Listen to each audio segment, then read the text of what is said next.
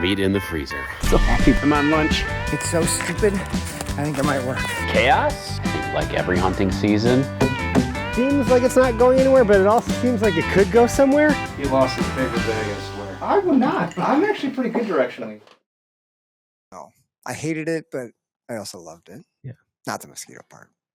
That's the thing. It ends on a high note of like weather. And then you think in your brain, that's what I'm going to go do in September. And you get out there and it's like 85 degrees. It's not what you were hoping for. It's terrible. Not even a little bit. It's terrible. It's just terrible. Do you want some of that maple vodka? I think it's too sweet for my blood right now. I'm going to do this Montana This is really bourbon. sweet? Does it really taste like super syrup? Sweet, yeah. Like really? Sprinkle a little maple For vodka real. on your pancakes? I mean, I think you could. On a weekend, of course.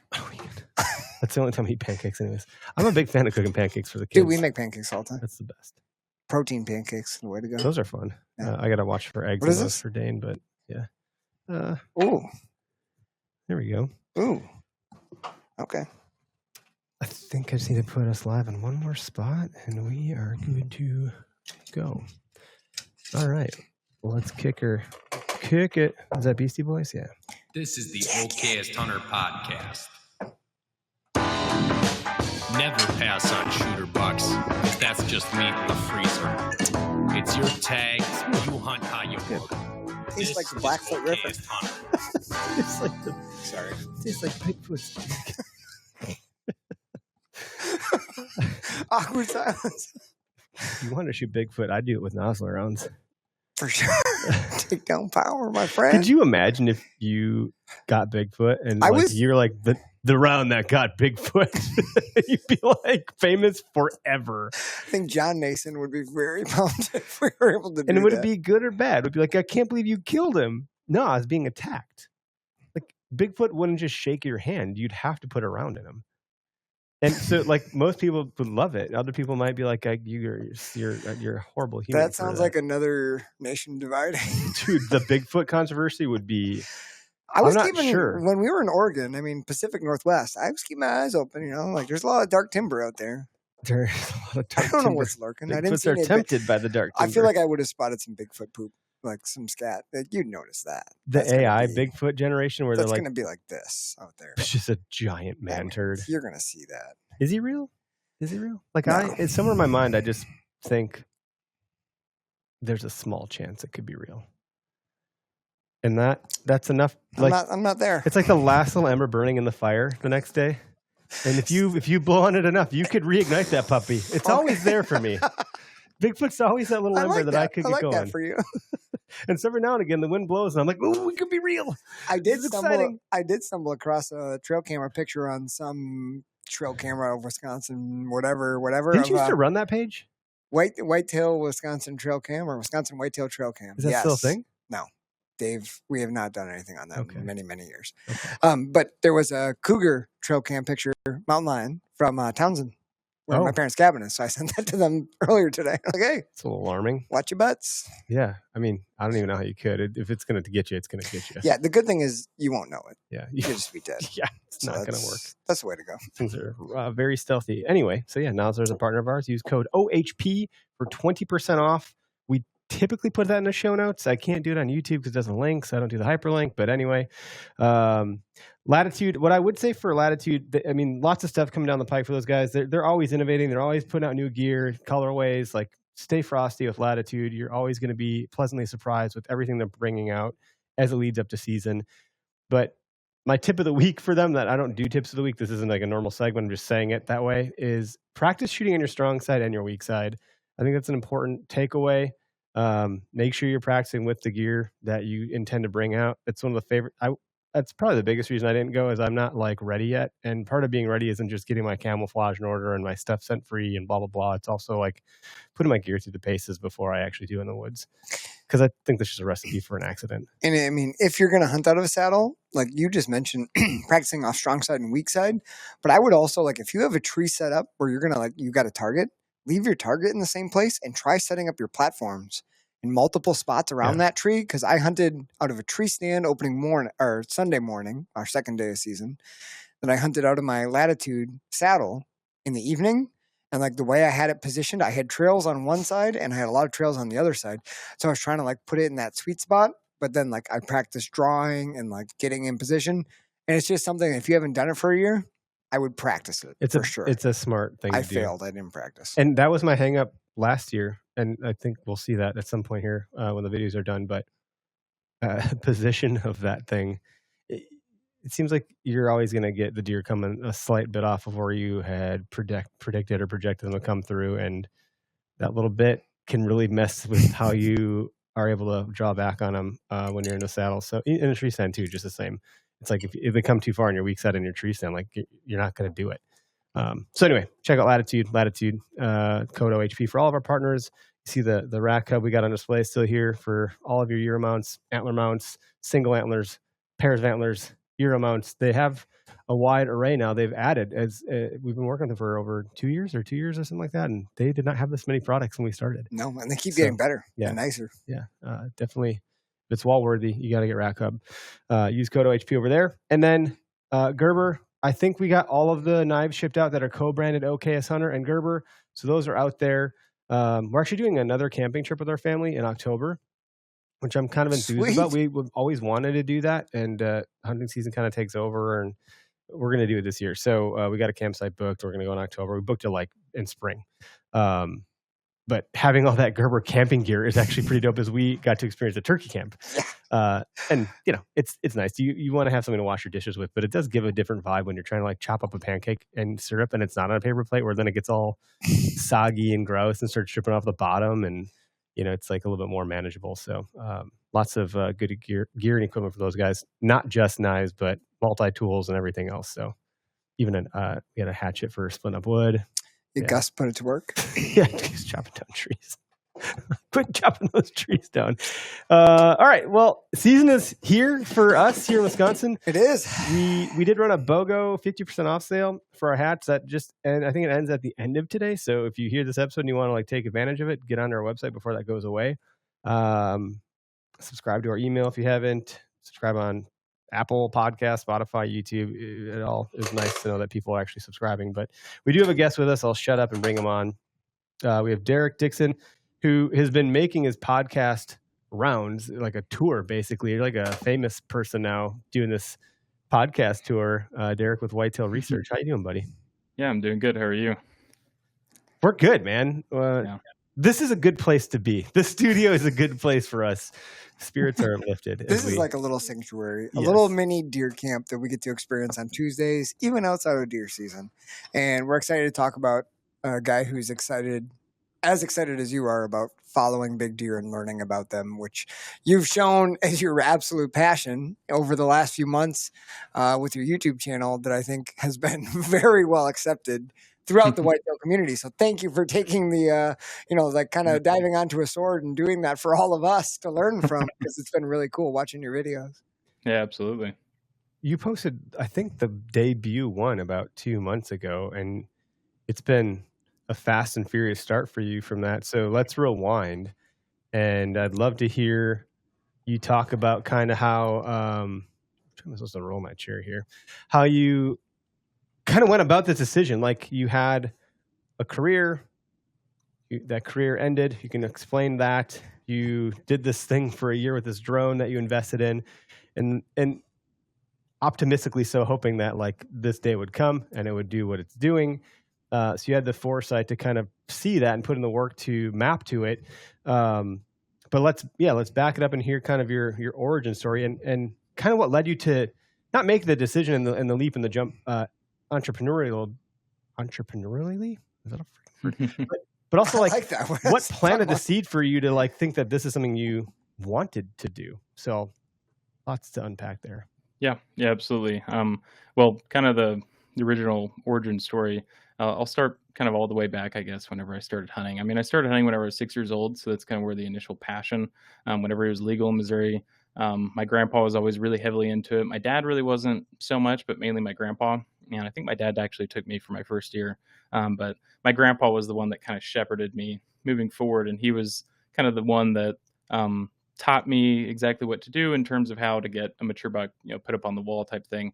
And he made me pretty successful throughout that time frame. and kind of more so as to where this idea kind of stemmed from and in my passion for it. I remember whenever he was getting older, he's still alive, by the way, but whenever he was around 79 years old, I had taken him out hunting, and I was kind of, it turned where it was like my goal to get him on a mature buck at that time frame. And we had positioned him very well to do so and put him in a great location, kind of made everything just perfect around where we knew he was going to be hunting that season. And he was there with his crossbow. I was out somewhere else with my compound. And then we'd all reconvene back at the cabin. And whenever we made it there, then we were just kind of trading stories and everything, what all we'd seen, etc. And he had seen one of the target bucks, and he said, "Oh yeah, I saw one of the," I don't remember what the deer's name was, but one of our target bucks, and he was 30 yards away. And I was like, okay, well, that's why are we not going to track this deer right now? Like, I don't really understand what this story is, Grandpa. And he's like, well, I just, he was at 30 yards and he was sitting there browsing, just kind of hanging around. And I just thought he was one of the most beautiful deer I'd ever seen in my life. And I was still kind of looking at him like wide-eyed, like, yeah, but like, I know what deer you're talking about. Why are we like, why don't you shoot this deer? And it took me a while. It took me quite a few years of seeing him do that same thing over and over, where he just wanted to go out there and watch mature bucks interact with other deer and observe them and their behavior. And he thought that they were just truly beautiful creatures. And just, he didn't really give a rip about shooting one. He liked shooting does and kind of younger animals, so that way he can eat the meat, but he didn't really care about getting antlers on his wall anymore. He really truly enjoyed seeing them. And that kind of flooded into me a little bit in terms of wildlife photography. And I started kind of making it my goal and engineering myself to get in positions with a camera to take pictures and be able to bring those pictures back and video back for him to see, as he kind of got older and continued to not be able to go out in the woods as much. So that's kind of where the passion for whitetail deer and why I just love watching them as much as I possibly do. But I ended up dropping out of college in 2019, and I went and I got a technology job that I was underqualified for. I don't really know why I got it. And I worked it for 5 years, and across that time frame, in 2022, kind of skipped the 2019 portion, but in 2022, the DJI Matrice 30T had came out. And that drone was like the pinnacle of anything that I've ever imagined a drone could possibly be. And it was also 15 grand just for the base model, and some of the batteries way out of my budget. And I remember telling my wife that, like, no matter what happens, I will buy this drone. Like, I'll sell my truck, I'll sell my camera gear, I will sell everything so I can buy this drone, because I knew what it was capable of. I knew that you were going to be able to see whitetail deer, but not only that, it had the rangefinder pin capability to where you can drop pins. And GPS coloring deer has been something that I've really enjoyed reading studies on in the past from different universities, from MSU Deer Lab to Auburn and Georgia, et cetera.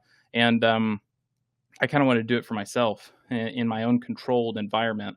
And initially it wasn't to post content off of it. I was fascinated to do it for myself in general. And then I realized there was something that I could potentially take to YouTube. And anyways, in 2022, my first son was born. So that kind of eliminated the idea of selling the truck and my wildlife photography gear, because now I had to play the role of dad, and I wasn't going to be prepared for that.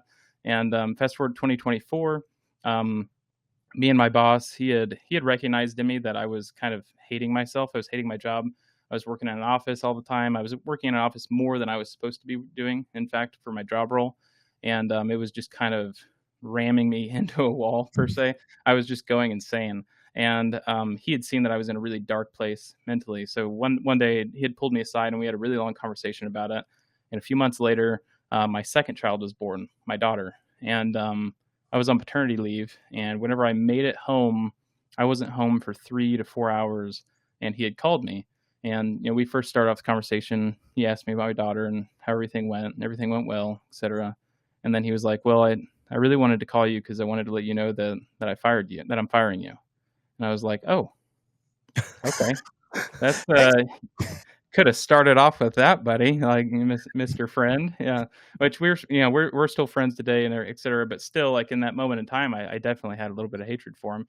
But because in my brain, I just had a second kid, that kind of eliminates the idea of fulfilling whitetail research. And I'm just going to continue to work this job. Housing market's been terrible. I've been saving up. I'm finally about to the situation where I can buy a house. And here I am now jobless with 2 kids and a wife, living in an area that I don't really like, and it's like kind of decision time, right? Like something's going to have to happen here. And I'd immediately started flooding my brain with kind of different jobs that I could go out and immediately get to just kind of fulfill the exact job role that I had. And I could have, and I actually ended up applying to some of them throughout some of the harder times throughout that period. But in that very moment, I had decided that I was going to buy the drone. And I walked back into the house and I told my wife, I'm buying the freaking drone. I hopped online that moment and I just bought it. Just impulse, just purchased Before this you could thing. second guess yourself almost. Yeah, before I could second guess it. I bought all the batteries. I bought 3 DJI generators. I bought all sorts of random equipment. And I spent a lot of money really, really quickly. And it was like, we're doing this. We're moving back home. We're going to do research. We're going to focus on whitetail, et cetera, whatever. And so that's kind of like what made it happen. And then kind of the will behind it. And also a little bit of the story as to why I'm so passionate about whitetail deer. Yeah, I appreciate the backdrop of the story as to why you're so passionate about it, because that helps a lot. And I think that actually will help kind of quell anybody that's like drone video bad, like I think knowing where you came from is actually a really important part of the story of where this is going and why. And I think some people forget to incorporate their story and their why into what they're doing. And that's really good to hear. And I think as we go on, I am a deer nerd and I've watched all of Derrick's stuff and I've listened to some podcasts. So like, it's hard because I know a little bit that I want him to explain, but like also I'm going to ask some questions based off of like prior knowledge. So like, I think there's another piece to this that you'll explain eventually about like how this is good for research, but like it didn't aid you in hunting, obviously. But like, that element you're talking about with your grandfather, and then you kind of taking on the role of like bringing him in with the idea of putting him on deers is a cool little thing. Something we all kind of experience with like the older generation of like either dads or uncles or grandparents who brought you into and I don't mean just like dads or uncles, moms or whoever brought you in, but like eventually those tables turn and like you get to be the one who kind of like analyzes the situation and puts them into the place. And being someone who obviously enjoyed observing and learning about deer, what was it like before you got the drone and before maybe you even did the wildlife photography? Was like trail cameras, was that like an obsession of yours? Was that something you did, or was it like straight into like taking photos of them? How did that kind of like progression of like observing and learning, like what did that look like for you in your hunting career? Yeah. I feel like a little bit of my past for some reason. I don't know, maybe I could be wrong, but yeah, my grandpa actually, he had started doing a lot of trail cam studies on the property in terms of the form of research and doing doe buck analysis on a lot of the private land that we were trying to manage, and that in turn tried to attempt to manage deer population, but with new clear cuts going onto the property and doe numbers going up dramatically, I don't think they were ready for the amount of does that we had intake of, but anyways, yeah, he was pretty passionate with research in terms of utilizing trail cameras. And then at one point, I don't mention this on many podcasts, but you asked me to go prior to my photography world. I had gotten into trail cameras pretty hard. And I actually had an Instagram. I hope nobody knows me from this Instagram, but it was called Trail Cam Guy.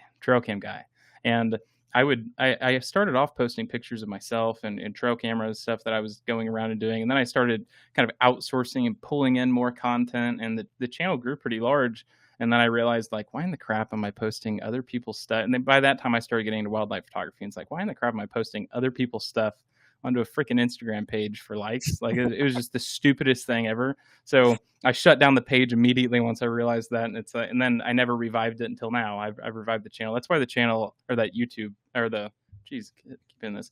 That's why the Instagram page already has like almost 10,000 subscribers. Cause I think the time that I left it, it had like 12,500 or something. And then I just abandoned it and let it sit for a couple years, and then it died back down. And and now I've revived it back. But, so yeah, no, I got into trail cameras pretty hard throughout a time frame, and really I just enjoyed, kind of like I'd mentioned before, I just enjoyed seeing them in the first place. But at the same time frame, I was also big into hunting. I mean, I'd killed a couple of deer while utilizing trail cameras, not based off of trail cameras, but while utilizing trail cameras throughout those years. And then and then I started focusing. I think it was in 2021 or so. And I think that the reason why I switched my focus. I started focusing on wildlife photography in 2021. I think the reason I started switching that focus around is because I was living away in a bigger city. And whenever I came down back to kind of like what I would call real life outside of the city, out in the woods, then versus taking my bow and putting all this pressure and all this stuff on top of me, I just enjoyed going and sitting at the base of a freaking tree with my camera and just watching stuff. And I wasn't really particularly trying to get close to mature bucks all the time. Oftentimes I would intentionally position myself in areas where I had a good chance of, but like I was taking pictures of pileated woodpeckers. I was taking pictures of just leaves blowing around on the trees. Like I didn't care. I was doing nature photography, wildlife photography, landscape photography, you name it, while I was out there and just sitting, phone off, taking in nature versus bringing my bow and kind of putting a lot of pressure on myself. So I think that's kind of why that started stemming in 2021-ish timeframe for wildlife photography. Just that connection. You just missed that connection. Well, Yeah. the fact that you had to make this bit of a commute too, I think that can kind of shift the gear of the conversation into what I would call, and I don't think this is, and probably is the majority of our audience, but I could be wrong. I think a lot of folks that might subscribe to Okayest Hunter as a brand, maybe not literally subscribe, love the idea of deer hunting and they want to be deer hunting all the time, but then can't as much as they would hope to. But when they do get to, I don't know, the odds are kind of stacked against you because I just had a trail cam picture come through a little bit ago. Another hunter, not the same one as before. So that's two different guys on the same camera. Yeah.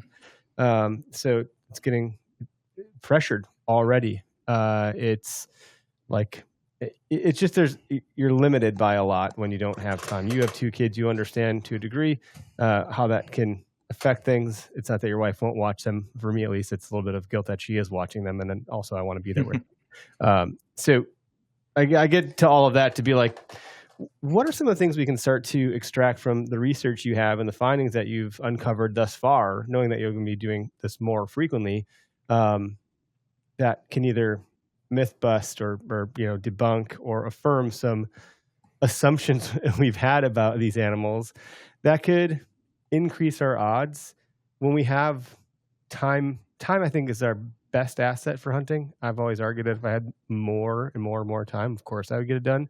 When you have less and less time, like, it's just tougher to make it happen when you have limited sits you can do. Like if you have 3 per year, what can you do to maximize that? And I think that's a narrative we've taken with some other guests too. How can we maximize our hunts? It doesn't have to only be that, but I think that's a good starting point.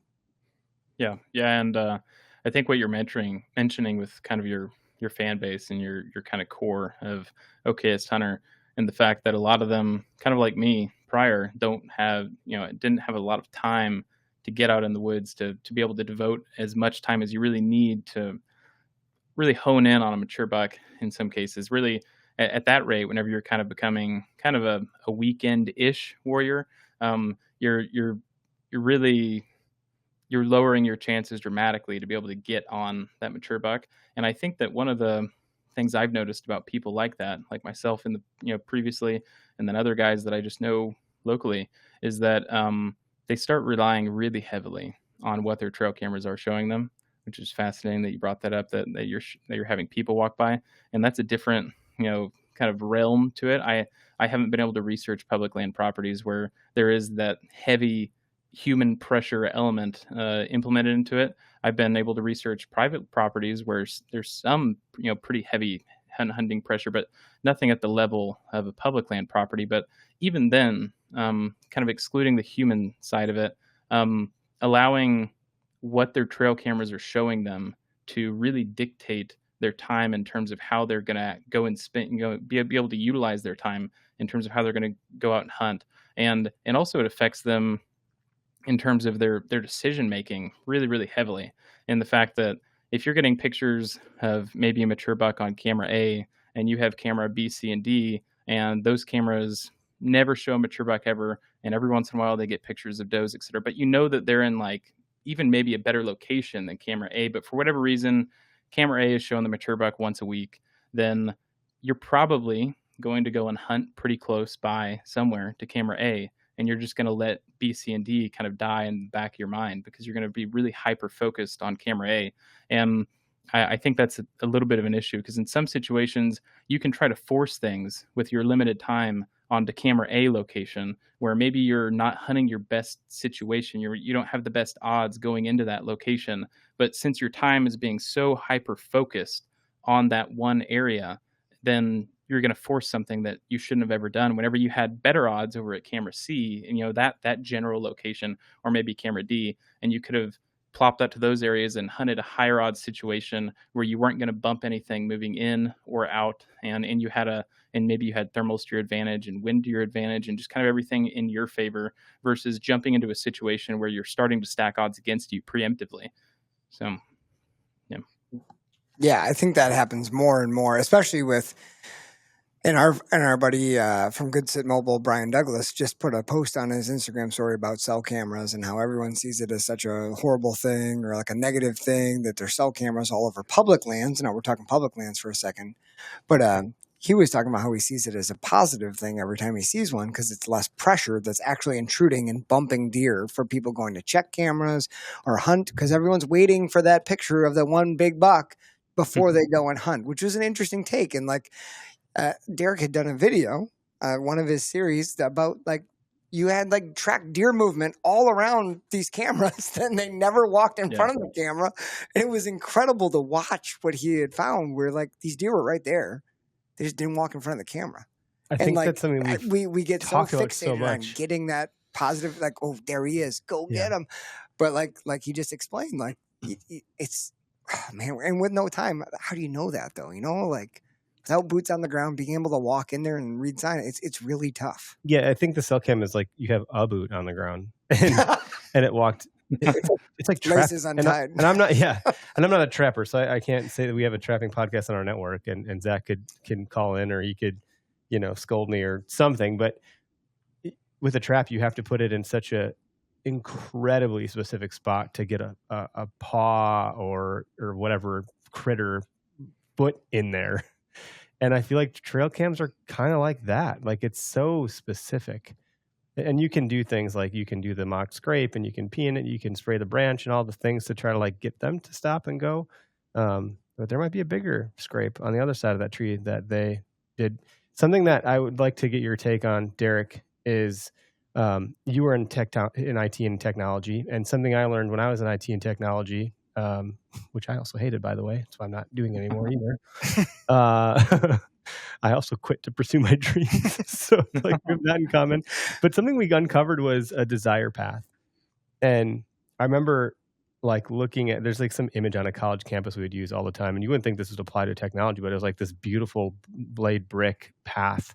And it's like, and then you see this like matted dirt path cutting the corner, because that's a desire path. So someone wanted people to walk in this beautiful paved way that they had made, but it wasn't the fastest path from point A to point B on that college campus. So no one was walking on it. And I think deer have their desire paths, and they can change, much like a river will change through a landscape based on impediments like a rock or a dam or whatever. Suddenly a new path will emerge. Maybe it's because there's a coyote scent blowing that way one day. And now that user path is like, or that, what the hell do they call it? My brain. Path of desire path, like, is now carved out around your camera, and you're not going to see those deer, but they're there probably. And like, I think you can speak to that with the drone study.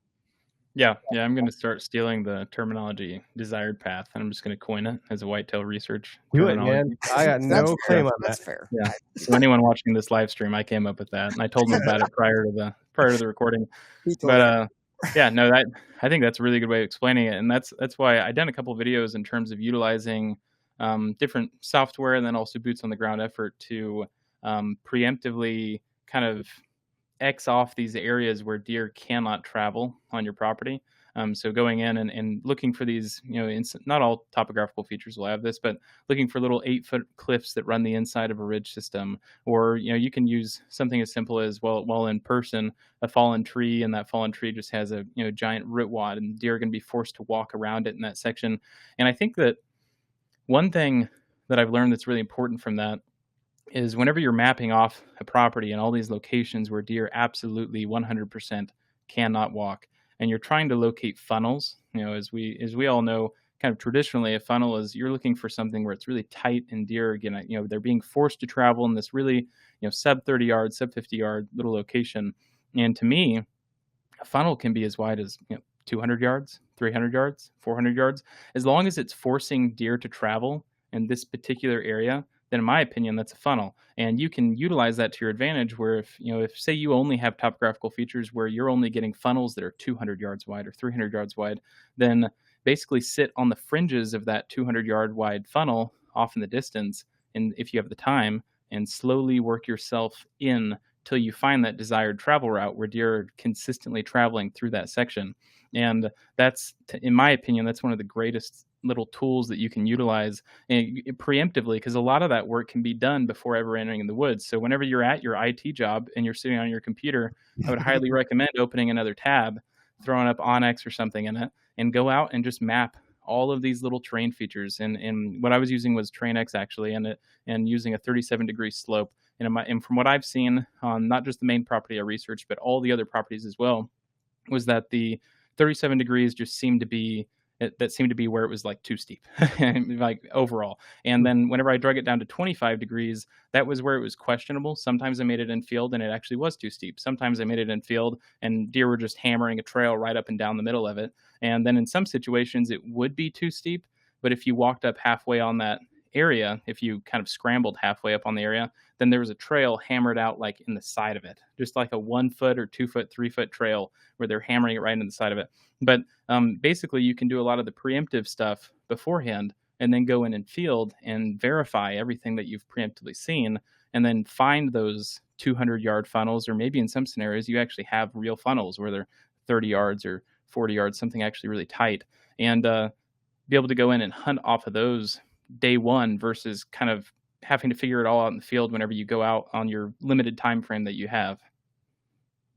I like that. That's a great tip. And I have a question that relates to that. So obviously, like you said, as hunters, we want to like get the maximum probability. So those tight funnels, obviously, we love that, right? Like if you can funnel a deer within 60 yards and you can set up to shoot both sides, beautiful. That's wonderful. But you kind of mentioned that some of those funnels are a little bit wider. So like say a 400 yard wide funnel, right? Like, and on some of his videos, he's done a great job finding these cliffs where deer don't pass and like noticing where they cut down and cut up beforehand.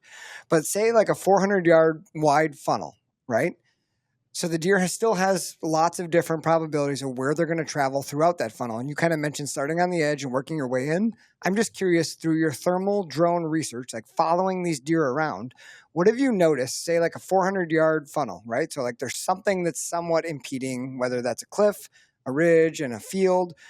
As far as like wind and thermals, because you've done a lot of that with like thermals and how that plays in, how have you noticed deer, specifically bucks, traveling through, say, a 300 or 400 yard wide funnel using the wind to their advantage? Do they always have a trail that they like to travel through that?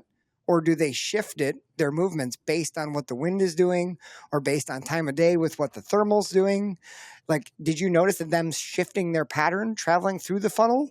Or was it pretty consistent? Like they their trail and that's what they used. Sorry. Yes, that's actually you're fine. It's actually a really interesting topic to get into, and I have tried to find a correlation in relation to wind, and I haven't yet. And I think that's across the board for all GPS color studies as well. Is that their utilization of wind just seems very kind of iffy. But thermals seems to be. I wasn't ready for that to come up. Thermals seems to be their number one thing that they're used to utilizing. And then the other thing that I would probably focus on that's fascinating more than thermals is habitat edges. And one of the things that I was noticing is, say you have that 400 yard wide funnel going on, oftentimes it started to really not make much sense how deer were traveling up and throughout that 400 yard wide funnel in this example. I think the particular one that's coming to my mind was around 275 yards wide. But what I noticed was no matter where they were traveling up and through this kind of 250 or 275 yard wide ridge system, once they made it to the habitat edge, and that could be a clear cut, it could be a field edge, whatever it was, once they made it within 20 to 45 yards of that or 50 yards of that, then it's almost as if they would re-engineer and retool their mind in the fact that they know exactly where they are again.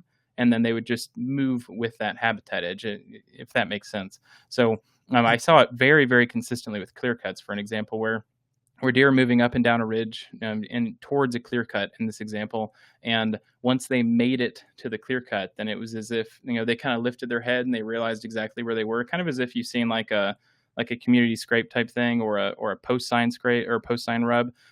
These signals that allow them to re-engineer where exactly they are in their home range. And then once they kind of retool their brain on the fact that, oh, this is where I'm at, then they move based off of that more often than kind of utilizing different sections of a ridge system or a 400-yard wide funnel, dependent upon wind and thermals. I think the general answer for what I've seen in terms of how they're utilized, let's say it's a ridge, a ridge kind of moving up and down, and it's 400 yards wide, is that they're kind of on like the top third section of it. That seems to be kind of a standard across the board. That's something that we already knew as hunters, but that I have seen that pretty consistently, where they're not, traveling that entire thing at the bottom third of it or halfway down it. They're kind of at that top third section.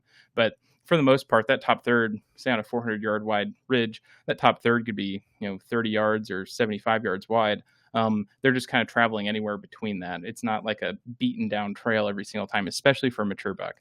But once they make it to something on the other side, if all you have is mature timber, then that's unfortunate, because you're not going to have these habitat edges where, they're going to be able to walk through and hit them, kind of like hitting a wall, and then move based off of that. But if you do have habitat edges, and that could be a field edge or just CRP, et cetera, then they're definitely utilizing those to travel off of. Now, in your experience with watching, you put in a ton of hours of watching these deer travel through and do the exact thing you just mentioned. I'm just curious, you mentioned the edges as kind of being like a navigational point, or them realizing where they are in their home range. Do you feel like when they hit that edge where there's a habitat diversity of some sort, even if it's a field edge up to hardwoods, do you feel like their movement patterns changed at all? Like based off, like, is that because like now they feel more secure? Like I can escape this way or this way? Like did their patterns, like did they move slower?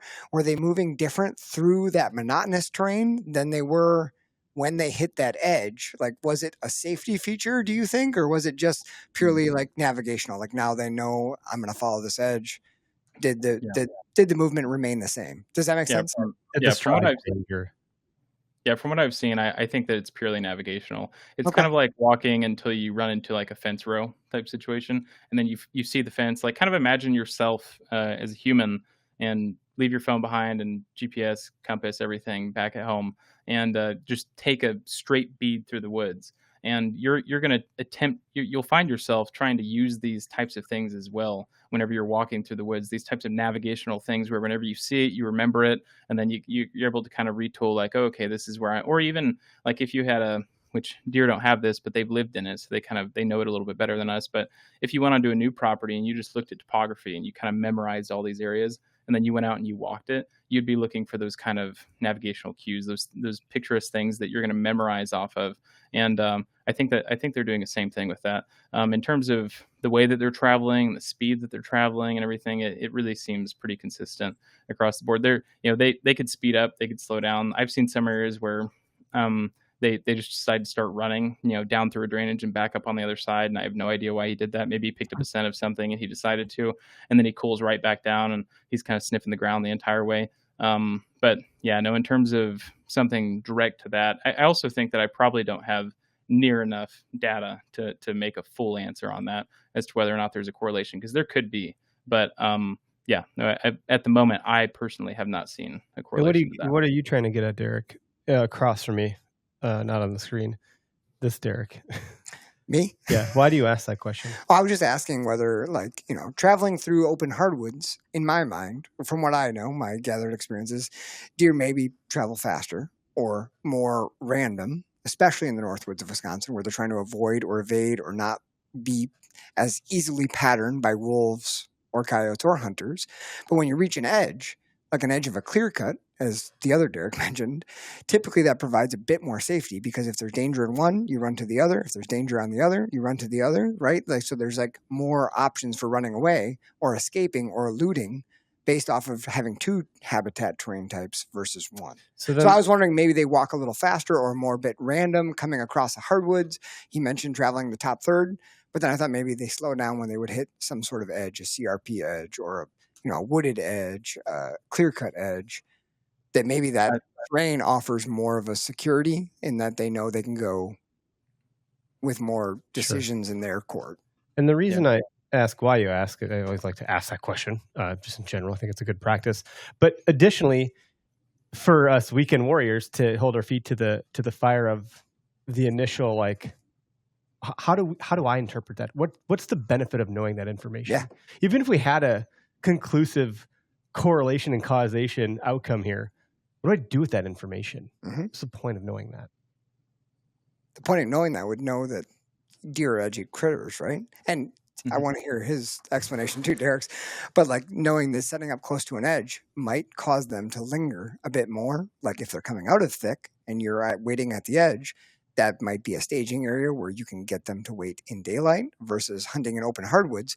You need them to be on a serious You got to be travel right course. on them. You have to it's got to be so hard to predict. Stars aligning versus finding sign on the edge where they may be spending more time or lingering or feel more safe. You want to be where deer feel safe because that's where they're going to be in daylight. Yeah. And also that's going to affect like in a situation where if they are kind of skitterish in the big woods and they make it to a clear cut edge and they cool down.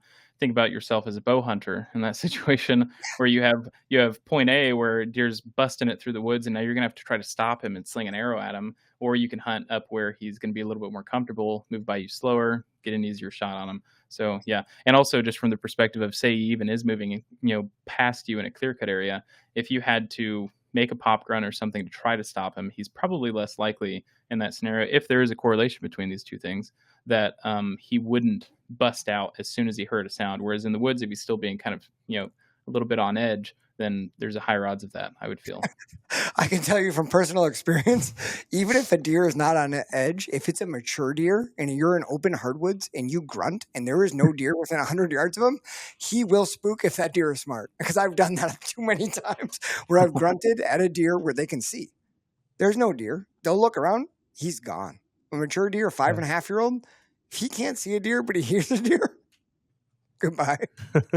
So that's where the thick comes in. The thicker it is, right? The harder it is for them to decipher exactly what's there. Yeah. And they tend to feel more comfortable. So that's where my question was coming from. I found it interesting that you're, and this is, I'm not tying this back to the initial point, but I actually I liked how you said, think of it like if you were, well, not if you're human, we are human. As a human, you're traversing this territory of this landscape without your technology and all that jazz. And yeah, you're probably taking the path of least resistance. You're making it easy on yourself. You're kind of logging, major landmarks. You get to some sort of edge, you're going to walk that edge. It's just kind of like you're going to walk along a river bottom. You're going to walk atop a ridge or the bottom. A trail. A trail for sure. And I've seen deer walk trails a ton. And I'm always like, getting off the beaten path and get in there thick and deep. And I'm like, there they are right on the freaking trail. Of course they are. And that's not always true, but path of least resistance. But the other thing is I've been, I don't know, indoctrinated on this concept that deer see the world with their nose. And I 100% believe that's true. But they also have eyes. If you get to a big open field edge, you might want to stop, and now they have vision on their side. And I think the senses may have gone from relying on your nose from 70% and your eyes on 30% in a hardwood setting. As an example, I'm making this up. You get to a field edge. Now that vision has increased a little bit. Now you got 60% of your vision. You still got your nose doing its job too, but you can now see and scan an area. And so to your point about safety and cover and exit plan and all that stuff, I just wonder if it's kind of I can see where I'm going now. I feel safer because I can see some stuff coming. I mean, we know these creatures rely on their eyes a ton because I've been pegged out of things visually. That's why you try not to move. You try to blend in. You try to get a backdrop. We invest a lot of money in camouflage, or in my case, plaid. They have all of these senses. So I don't know where I have no point in saying that other than I just found it to be quite interesting. Well, and Derrick, jump in if you have anything based off that, but I also have a question for you if you don't, based off of your studies. Okay. Wait, here's the question. Okay. Yeah, I was about to say, did you ask it? No, I did not, but I'm about to. So the property that you did most of your thermal drone research on is a property that you've hunted for a long time, correct? Like you're Correct. Yes. So I'm just curious, and maybe you've gone over this in other ones, I've not quite heard it, but based off of what you presumed as a hunter beforehand on how the deer were using terrain, and then studying these deer for thousands of hours with your thermal drone, what was true about your, like our assumptions as hunters? Because I'm assuming whatever you assumed was probably what all of us would assume about the terrain. What did you find to be like, yeah, I was pretty accurate on how the deer would use this? What did you see as like consistencies? And what did you see that kind of like threw you off based off of how you've hunted it in the past that you were like, I didn't see that. I didn't know that. Yeah. So most of the property, I feel like I was 85 to 90% correct on in terms of how I thought they were going to be utilizing it.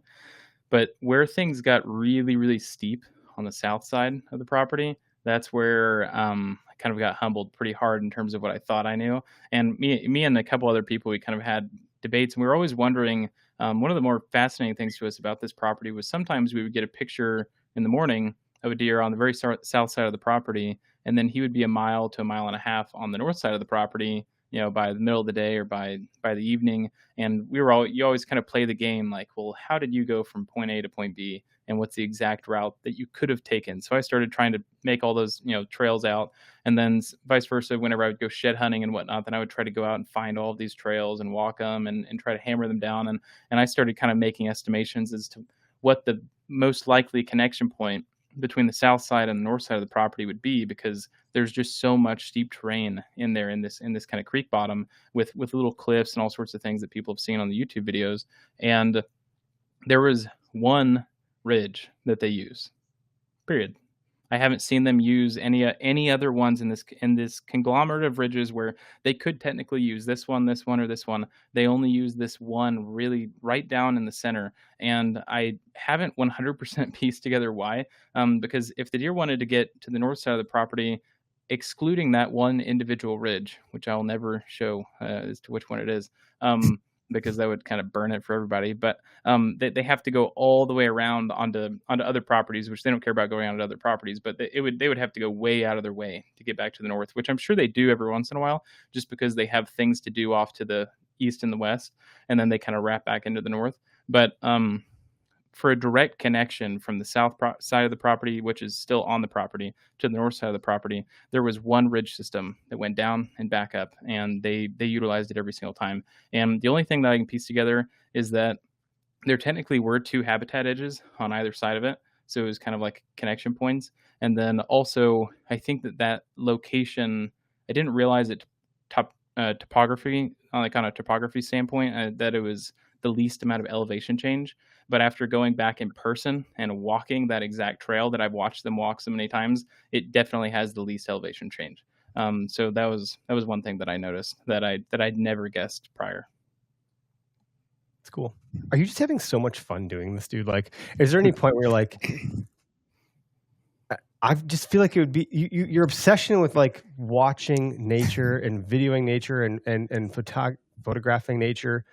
I just don't see you getting bored of it or sick of it, or like it's being a grind. You're flying this really, really amazing piece of equipment. You got this really cool thermal technology.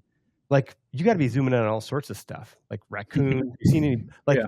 I think one of the coolest things that my buddy, I have not seen this in the deer woods ever, but he sent me a picture of gun hunting last year, and he's like, "Dude, I heard this noise, and I thought, oh yeah, there's a deer coming." And then he looks, and he's like, No, it was a badger, and it was digging a hole, and it popped out of the hole and looked at me, and he's like, "Am I gonna have a problem like with this badger?" Because he's on the ground, and like, I just wonder, there's got to be some really cool things you've seen in addition to deer, and I'm derailing us a little bit, but I just can't see the honeymoon phase ending with this for you anytime soon.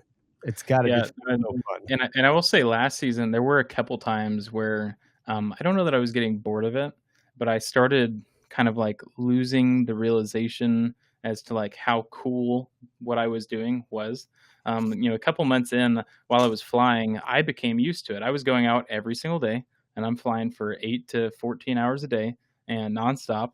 And there were some stops where I got sick or my kids were sick or my wife was sick, et cetera. Or on Sundays I'd go to church. But for the most part, I was treating it like a job, and I was out there on every work day, and then plus quite a few times in the weekend. And anyways, a couple months in though, I started like while I'm flying, I kind of started getting bored watching a deer bed or something, and just a little bit of like just settling into my routine, I guess. And I would constantly have to remind myself like how cool this is as to what I'm doing, and the fact that I'm like doing like actual like research, and I'm documenting over 150 different data variable points on every single deer of every single day that I'm doing it. And this has never been done before, ever in the history of man, to this scale as to what I'm doing. This has never been done. And I would constantly have to remind myself of that. And yeah, and in terms of the question is to just seeing randomness, coyotes absolutely hate the drone. They will not tolerate it. They're the fastest animal to pick it up, actually. Foxes are probably second. Bobcats are third. Bobcats are kind of curious of it though. They'll see it and they'll be interested in it, and they'll just kind of watch. But at some point they'll get annoyed by it and they'll run away. Raccoons don't give a rip about anything, I don't think. Armadillos are armadillos, etc. So, but no, I've seen some pretty fascinating things. I went out and recorded some shots with like raccoons living in the hole of a tree, and then the mom raccoon had like all of her babies crawling all over, etc. It's just random stuff like that you normally wouldn't see. I actually haven't found a black bear, which we have black bears in our area. I haven't seen a single one. Thankfully, I've never seen a mountain lion, and I don't plan to, because those things are terrifying. Then I've recorded a lot of turkeys and stuff as well. But yeah, no, I've seen some cool stuff. One of probably the coolest nature story that I've recorded so far. There was a buck. He was a pretty big deer. He's actually the picture on my website. If you go to my website, whitetailresearch.net, a little plug for myself. There's a photo of a deer, and he's laying dead in the creek bottom. And that deer is part of a really cool story that I'm going to make a video on someday. And because he was shot, and he was a gut shot deer, and just a family member knew that I had the drone, et cetera. And I advertised a little bit on Facebook that I could do deer recovery just so I could go out and make a little bit of extra money.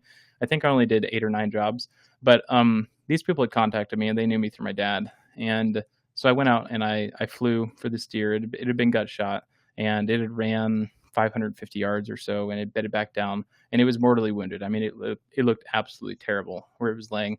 But in Missouri right now, whenever you locate a deer that's wounded with a drone, which makes a lot of sense, you cannot go out and you can't finish it off. And the reasoning for that, I guess, to stop the story, is so that way somebody can't call a pilot to go out and locate a deer that they shot whenever they never actually shot the deer, and then be like, all right, drop me the pin, I'll go finish him off or whatever. So that's why it's in place. But anyways, this deer was mortally wounded, and we were sitting there watching him, and at some point he had gotten up and he'd walked over and he walked into a creek bed.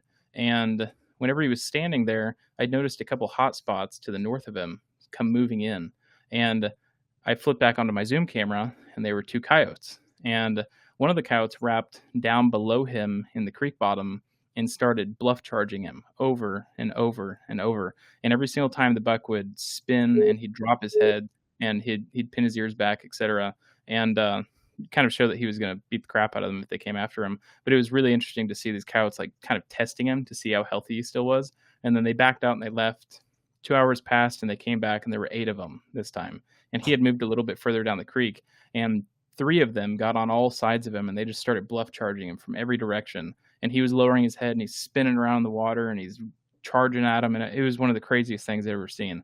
And on this track, I knew the people, so I'd taken my wife and my kids with me, and it was like, I don't know, 12 p.m. or almost 1 a.m. And it was like, okay, we should probably go home. This deer is probably going to die. And I have so many regrets of not staying and finishing. I should have told her and my kid, like, go inside. We're going to sleep on these people's couch. I'm staying to record this deer. But I came back the next morning at 6 a.m. and he was dead in the creek bottom, and there were no coyotes on him. His back end was torn up just a little bit, but he hadn't been eaten into, which I found really fascinating. And the other part that's fascinating about that is within like a 100-yard circle of where he was dead in the creek bottom, there were around 15 deer, all within that range.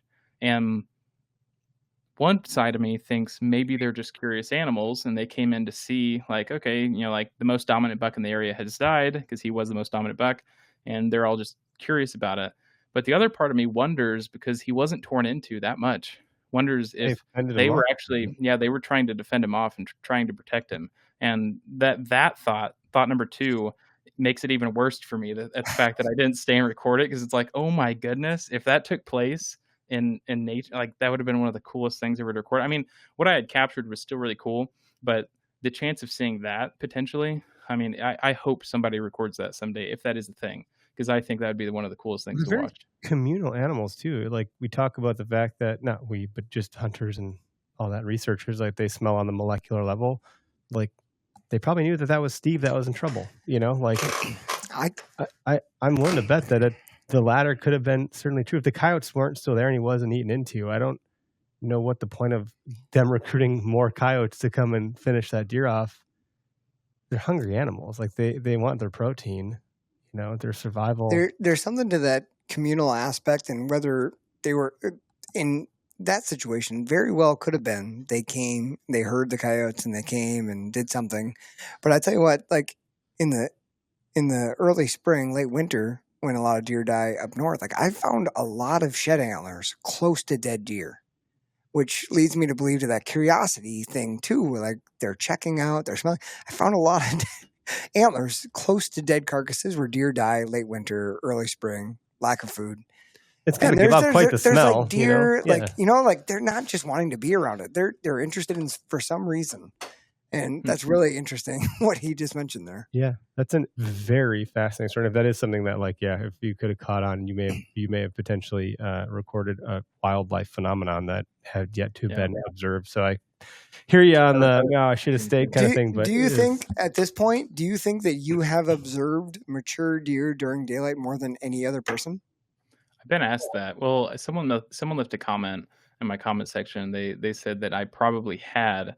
And in total, for reference, I've observed visually and spent time researching, I guess. I would say more so actual true research spent on mature bucks, because this is the amount of time that I have logged of data entry events that had taken place on mature bucks. It was 2,150 hours around, just about, spent watching mature bucks just live. Dude, 8,000 more hours, and you get to the 10,000 hour rule. Yeah, and then I'll be a master for the. I mean, the thing is I think I'll only be a master for this area, because things change per state, per types of terrain features. No, maybe we'll get some swamp buck data. We'll get some hill, like all the. I don't know. I've got ideas for that. So I'm sure you do, and I'd be surprised if you didn't. I wouldn't be. I'd be shocked if you didn't. There's something that I've learned from Derrick here that has really cued me into, man, my words are hard to make sense of this evening. I'm tired. Every Tuesday I'm tired. About like bucks killing daylight in and around their bedding area. And Derrick has talked about, I don't think this is a term he has made up, and you could tell me if you have, but rub clusters, which are different than a signpost rub or a rub line, where a cluster of rubs in a concentrated area aren't made to show other deer. They're not walking this path. It's not like a flex. It's more of like almost a boredom thing, where these deer are killing time before they go on their journey to food for the evening or whatever it is. And I think when I watched your initial video, there was some affirmation of these deer just spending a gratuitous amount of time in their core bedding area. And I'm curious about the daylight hours of that, if this is something you've picked up to be true for our listeners to talk about, and something to cue into as a deer hunter. I'm so glad you asked, not me, because I was curious also.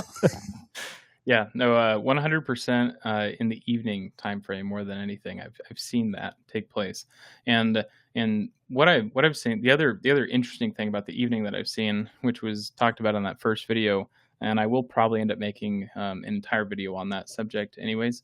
Is deer standing up, mature bucks standing up in relation to the thermals switching. And what I was noticing was it wasn't, I think that in the first video and in a lot of podcasts also, I've talked about how it technically was, though, in relation to time with whenever the weather was switching. So if you just looked at the weather app on your phone and you saw the peak temperature for that day and you saw whenever it kind of like flipped down and it, it dropped 2 degrees or whatever, then deer were standing within 5 to 15 minutes of that time frame.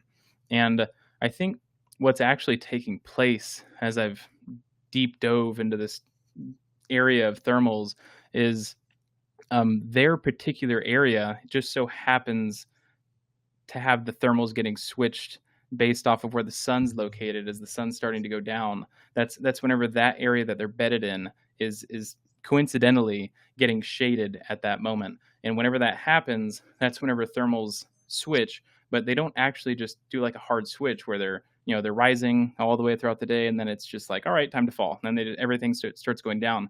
Whenever that switch is taking place and that area starts getting met with shade and the sunlight goes away, then they're actually swirling. There's a really, really long period of swirling effect that takes place. It can be 30 minutes, 45 minutes, sometimes more.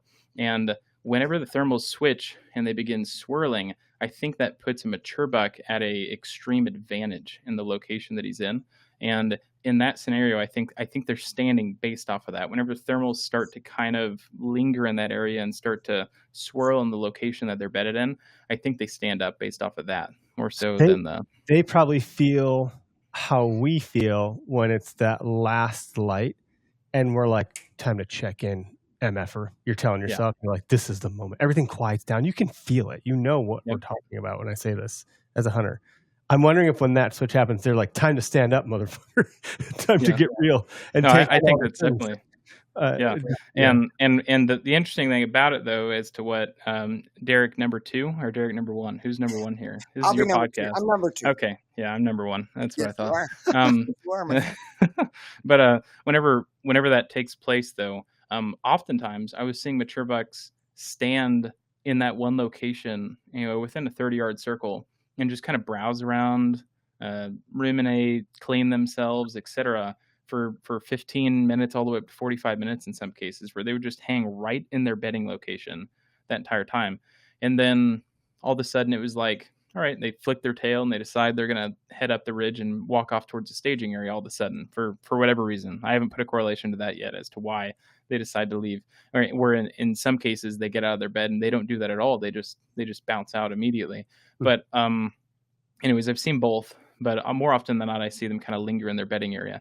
And in that time frame, they will make kind of the cluster rubs, as to what you were mentioning. They'll just walk around and start making rubs all over the place. But I've also seen the cluster rubs take place in really heavily in like staging areas where it's not just him making rubs. There's like 8 to 15 bucks on one really tight core location once he makes it to the staging area.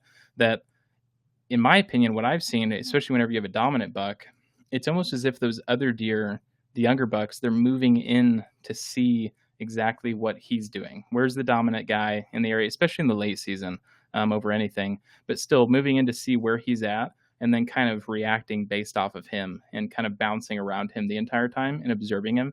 But in that situation where they're in a staging area, then they all go in and they're making rubs all over the place. I mean, it's just watching nonstop. a cool kid in class, like he's doing that. I'm going to do that too. What he just illustrated is exactly what I was kind of thinking of when I scouted a spot this past spring.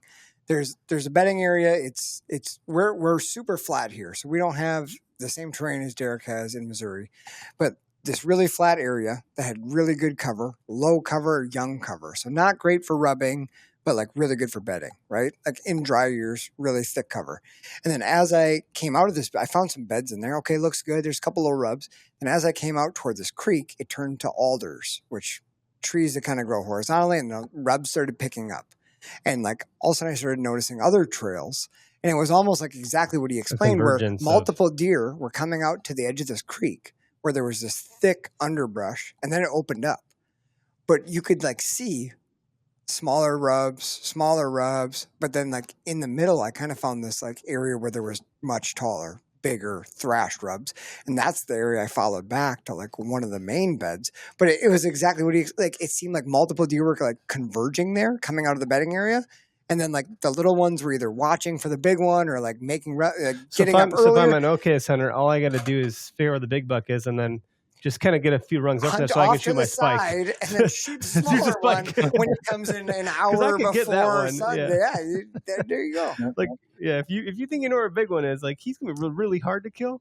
If you don't have that much time on your hand and you need to get some meat in the freezer, like your grandpa was talking about, like you could probably get it done on one of those smaller guys, 2-year-old buck or something. It's really interesting what he just mentioned about the thermal switching and deer getting out of bed and like how that pertains to hill country versus like flat marsh. Well, where I gun hunt, it's hill country. Actually we call it bluff country. It's the western part of the state, steep. and there's like sheer straight That's drop along offs and things. Mississippi. Yeah, Mississippi and Wisconsin River, they kind of converge, and I don't know what to make of that yet. I'm excited to process this episode personally around the concept of like I think when last light is interesting because the sun is now like behind the horizon. It's set, and you get sunset and last light. There's this frame of time in between when the sun goes down and you still have light that you can see, and that's when I think then thermals are switching. And I have never had that thought or consideration enter my mind until this episode. And so then if you take it a step further, like you're talking about, and you take into account areas that might be shaded or not be shaded, your timing can be different. Now, what do you do with that as a deer hunter? Timing matters. And I think it was 3 or 4 episodes ago, we had someone from Midwest Whitetails on. They were talking about there's a rule of thumb about a deer traveling a certain duration of miles at a certain clip rate per hour or something. So if I got this deer on trail cam at this time, they could theorize when or where that deer is bedding ish and where he's coming from. They would just keep moving the pin back or the stand back until they got close to that bedding and were able to intercept in like daylight.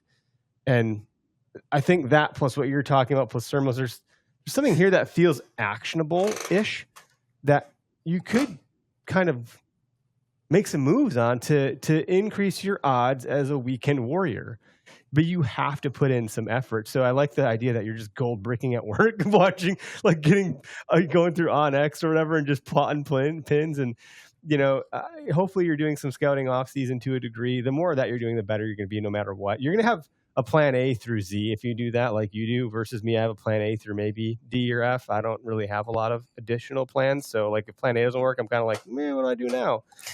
Just kind of making it up.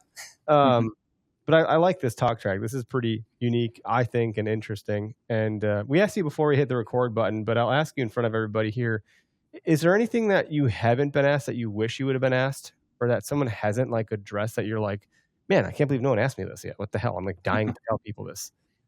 Yeah, now I feel like I had an answer at that point, but now I've forgotten because while you were talking, you're mentioning mentioning how you were utilizing the evening and how the Okayest hunters and the weekend warriors can apply this to their situation. But we've really only focused on the evening. And the bad part about that is there's this whole terminology that I started focusing on really heavily throughout the season. And it's not new, but it's net displacement. And I started measuring when deer would stand out of their bed. So in the morning, when deer would stand out of their bed, and then when they would bed back down in the middle of the day, and I would draw a straight line between those two. That's net displacement. And then vice versa for the evening, when they would stand out of their bed, and then all the way until last light. So they didn't have to be bedded back down. And in most cases, they weren't. They were still standing on their feet. But at the moment that legal shooting light ended, that's where I would drop that last pin. And then I would draw a straight line between the two. Morning net displacement was 4 times greater across the board on average than evening displacement. So you're going to capitalize on increased morning movement. Mature buck movement. And there's a fine distinction to make here. There's a fine distinction to make here as well, because in total yards traveled, the difference isn't really that great. And in the evening, they're still walking around a lot. They're just staying in that kind of what we talked about. They're staying in that general core location. Whereas in the morning, they're walking a very missional, long, semi-straight, terrain-driven, in my case, travel route. And in what it's going to do for you, if you're hunting in the morning versus the evening, is it's going to allow not only that mature buck to be alone more often, because he's on a mission, he's doing something on his own, but he's going to slip up a lot more often. He's going to position himself, especially if you have terrain features, he's going to position himself in locations where you're at the advantage in those areas, and he's not particularly. And there's no other noses, there's no other sets of eyes around to watch you or sniff you, and that's going to put him at a major disadvantage in that setting. All right, I have a question for you, and I don't mean I know you're probably getting close to bringing her down for a landing. Mainly because my battery's down. I forgot my charger. But I'm sorry, we're all right. but I have to ask him because this is a conversation I had with Tony Van Asten, very good hunter from Wisconsin, and he brought this up to me, and it's every time I think about it, it makes more and more sense. But Derrick, how many times? I don't know when exactly you know. I'm assuming around daylight or around sunrise that you got your drone up into the air, but I'm just curious. Did you notice maybe that morning displacement, that number was 4 times larger? Did you notice that mature deer were sometimes bedded in the morning before daylight? Kind of like, so the theory that Tony had was a lot of times these mature deer are bedding down in those thermal hubs where they're getting all that thermal dump in the morning before even daylight or around daylight. They lay there for a little while, and then once the day winds kick in, they make a big move to go to a potential bedding area that's going to offer them the best advantage for that day wind, which means they're moving more in the morning daylight hours because they're seeking security before light in these thermal dumps where like everything's kind of coming down. He sees them bedding very low, and then they make a move during daylight to go to whatever bedding area is going to offer them the best for that day wind. Did you notice anything like that, or is that just something that you're hearing going, yeah, it's a cool idea, but no?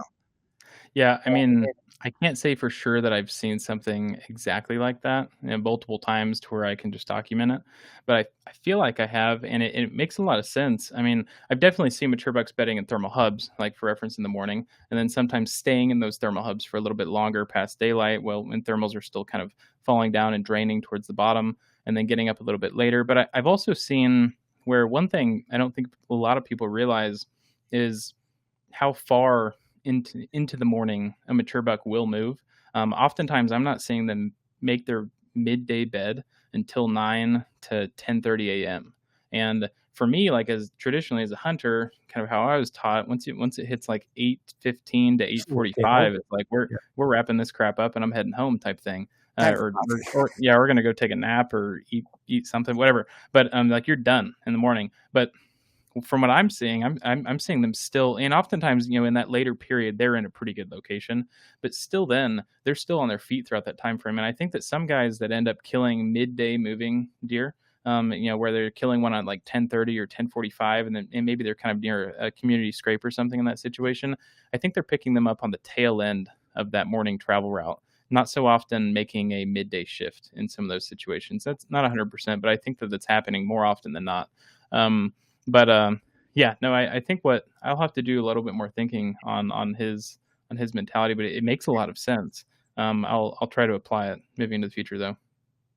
We're probably just going to have to invite you back on because I'm going to want to cover more about the drone side of things and the thermal side of things. But at one point you mentioned the amount of data points you're collecting. It was in the thousands or something.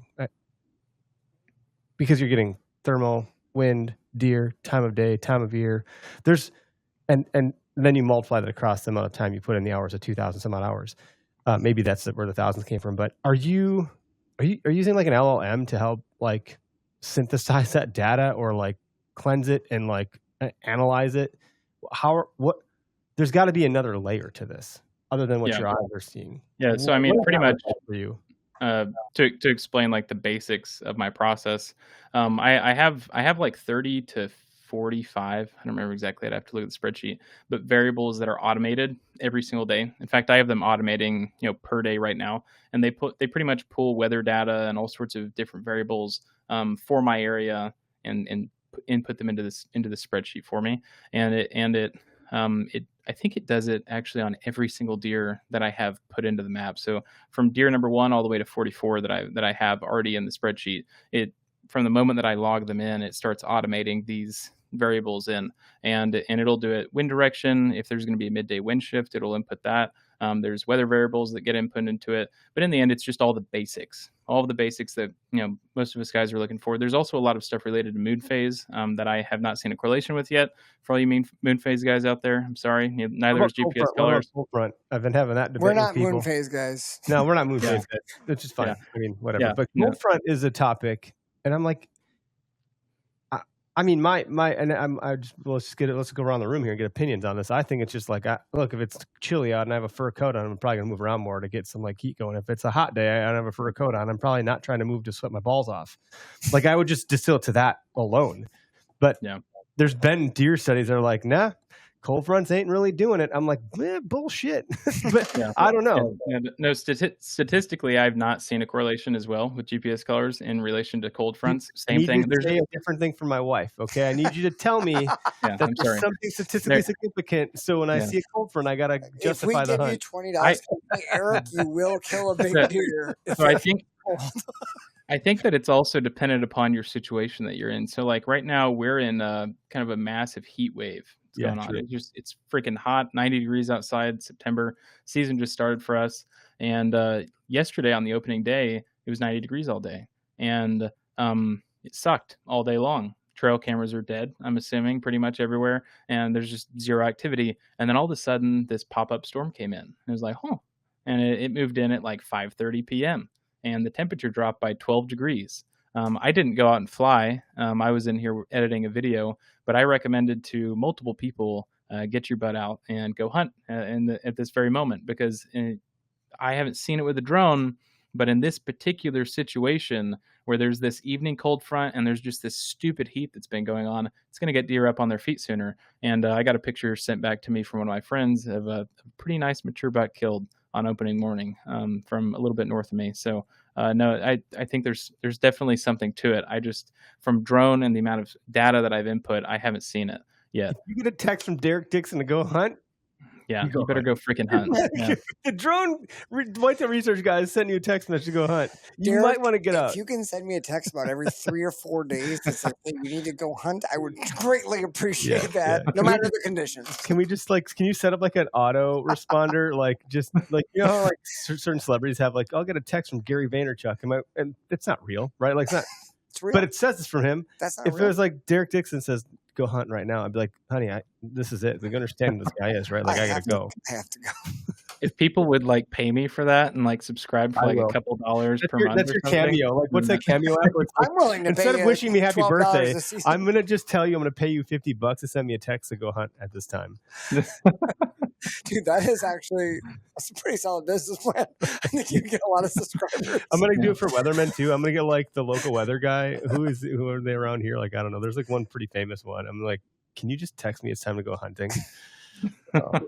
Or like one from a trail cam company. Like, we could really get a concerted effort around this thing. Like, it's not just a cameo from like Will Smith or Brad Pitt. It's like all of them are telling me I need to go hunt right now.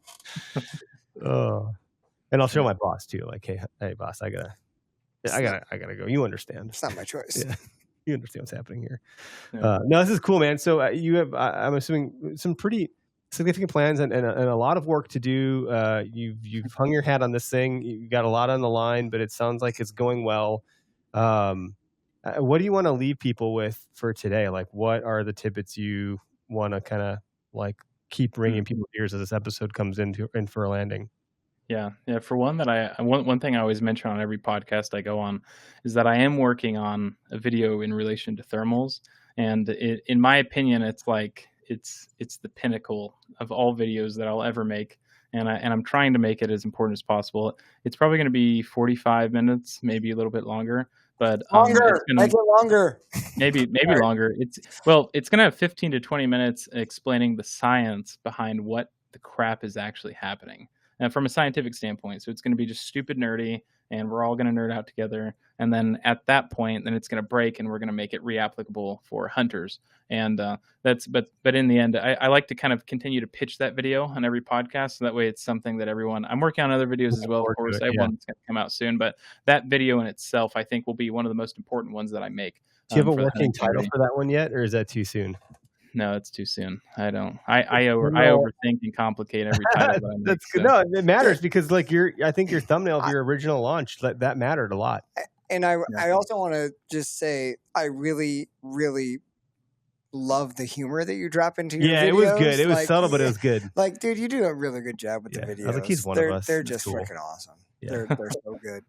And I just want to say how jealous I am because Eric knows that like the trail cams, like I've always loved trail cams because like getting a picture of mature deer in daylight is like, it's a glimpse into this world that not many people get to see. Like, and you talked about this on another podcast of like how like an encounter that you have with a mature deer for 1 or 2 minutes can like be in 1 hour story that you tell your buddies. Cause like no, people just don't see it that often, especially on public lands. So like the fact that you get to watch these deer do the things that deer do is so freaking cool. And thank you for sharing it with the rest of us who don't ever get to see mature deer do what mature deer do, because we appreciate it. And I just want to let you know that like videos of hunts where a mature deer comes out within like camera range and then someone films that deer stand there for 10 minutes or 15 minutes and not take a step. Those are my favorite videos to watch because I love just seeing them how they behave. They just break down that freaking environment. Yeah. And like, that's so cool. So thank you for sharing us and bringing us along with your journey. Yeah. It validates. It's like the old M&M Christmas commercial. He does exist. They do exist. Like I need your videos to know that they do exist. They're there. We just can't see them ever.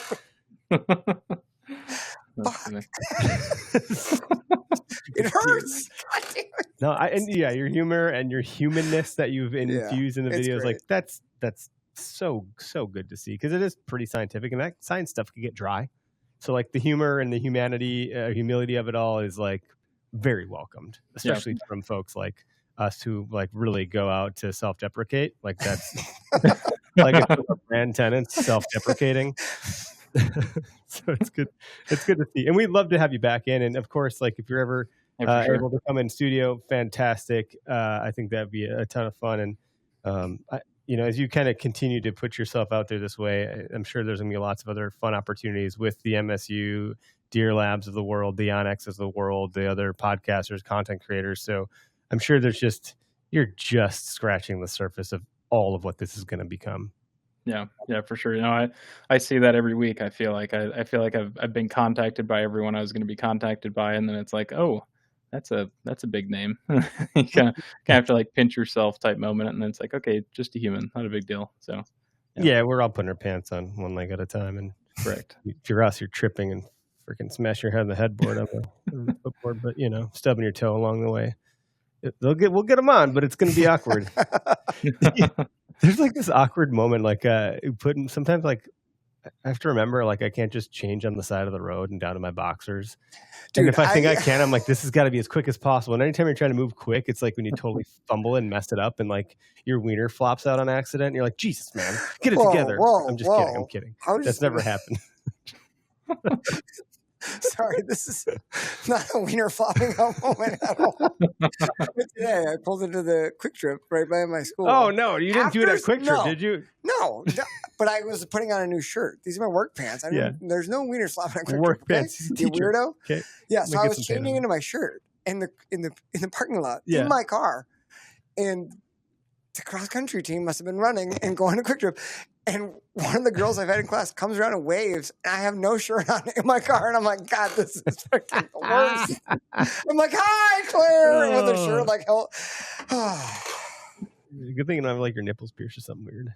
I do. Maybe you do. I guess I don't know you that well. I thought I knew you, man, but Derrick number 1 does, right? Oh yeah.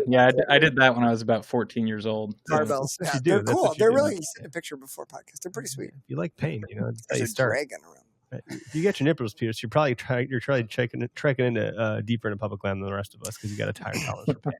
So last question: you did a full season of no hunting, pure deer observation. Do you have an itch to hunt, or are you just purely like in love with the observation fact? Like, how does that hunter part of you like play into like this season? You're like, damn, I wish I would like pick up a bow, or are you excited to film again? Yeah. So, I mean, last year I did still get to go hunting. I went out and I managed does. I killed quite a few of them, which scratched the itch just like that much. Yeah. But this year, no, I'm definitely going to go and do more hunting. It's not going to be on the properties that I've researched. I'm going to look to do. Yeah, that's smart. Call you like he did up, down, left, right, and he totally got the deer he wanted. Yeah. No, and I don't know when. It's actually kind of a depressing topic because that farm I've hunted it my whole life, and it's amazing. And I help do food plots and all the management, everything related to it.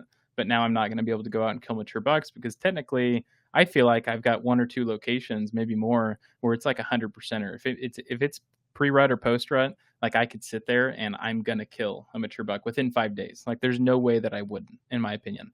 And that makes it kind of hard. I think whenever maybe there's like some habitat change on the property, like maybe new clear cuts or something like that implemented, maybe that'll open it up. Or maybe I just take like a 5-year sabbatical from the property and then come back and then maybe I can start hunting it. But I think the biggest question more than anything is what am I going to do? Not so much for myself, because I really, in the end, I'm not crazy about getting antlers put up on my wall at the moment.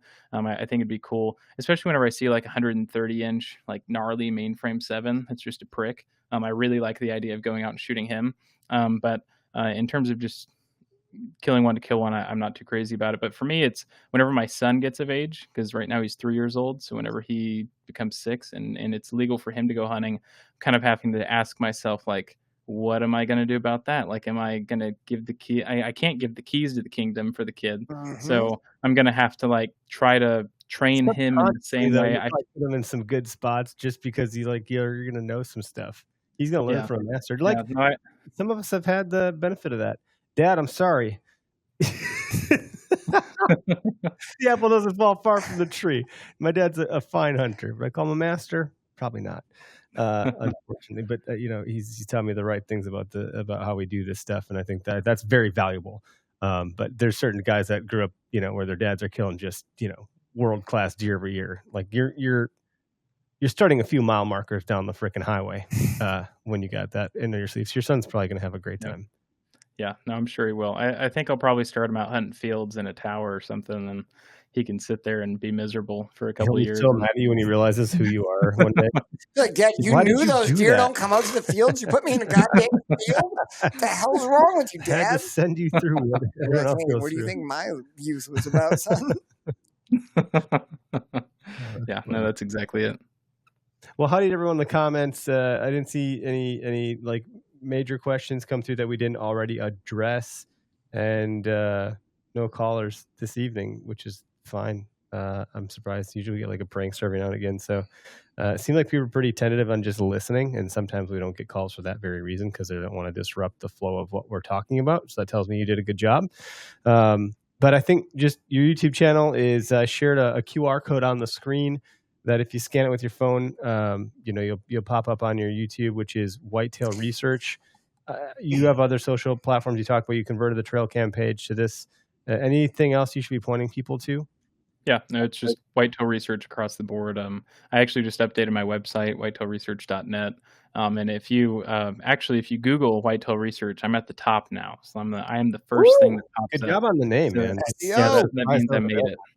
Good. No, same. Yeah, in terms of domain rights and socials and everything. Yeah, I actually claimed it back in like 2020, so I've owned it for a while. But I was surprised whenever it was available everywhere. So it's fantastic. I'm a firm believer you can learn something from anyone, but I can tell you that as an avid whitetail enthusiast who listens to and reads everything, watching the videos that Derrick has put out, you will learn plenty. Yeah. You will. Like it's a matter of what you do with it, and you'll enjoy it. Yeah, it's really well done. But for us whitetail obsessed folk, you can never learn enough about these creatures. Seeing them in their realm. I wish I knew so much less because it would make me so much happier.